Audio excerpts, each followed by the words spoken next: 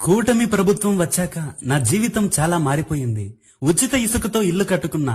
నా ముగ్గురు పిల్లలకు నాడు నేడు బడిలో 45,000 అమ్మబడి, నా భార్యకు 18,000 చెయ్యుత, మా నాన్నకి 20,000 రైతు భరోసా, మా అవ్వాతాతలు సచివాలయం దగ్గర పోకుండానే ఇంటి దగ్గరే 4,000 పెన్షన్ ని పొందుతున్నారు. మా మామకి 10,000తో వాహనమిత్ర, మా పనిలేని తమ్ముడికి 3,000 నిరుద్యోగ భృతి, 3 కేసులున్నాయని మా మూడో బాబాకి ఎమ్మెల్సీ ఇచ్చారు. ఉచితంగా ఇచ్చిన 3 సిలిండర్లతో వంట చేసుకుంటున్నా. మా చిన్న తమ్ముడు వాలంటీర్కి నెలకి 10,000, మా అత్తకి 25 లక్షల ఆరోగ్యశ్రీ, మా చెల్లెలు ఉచిత బస్సులో ప్రయాణిస్తూ ఫీజు రీంబర్స్మెంట్ తో పాటు విద్యా దీవెన, వస్తీ దీవెన కూడా పొందుతుంది. మా చిన్న తమ్ముడు కాకినాడ పొట్టులో షిప్పులను సీజ్ చేస్తున్నాడు. నేను చీప్ లిక్కర్ తాగను, నాణ్యమైన మద్యాన్నే తాగుతున్నా. ఇంతకంటే ఏం కావాలండి? నేను ఇంట్లో కూర్చొని సంపద సృష్టిస్తున్నా. ప్లీజ్ ఆ టోల్ గేట్లను వెంటనే పెట్టమని చెప్పండి. నేను టోల్ కట్టాలి. టోల్ కట్టకుండా ఉండలేను. అది నా వీక్నెస్. వేసేసాడు.